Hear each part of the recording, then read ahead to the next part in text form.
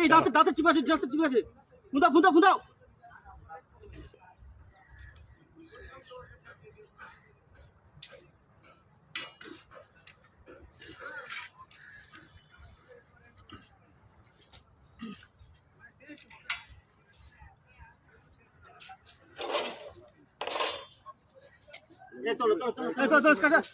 এই স্ট্রেচারে তোল, এদিকে নিয়ে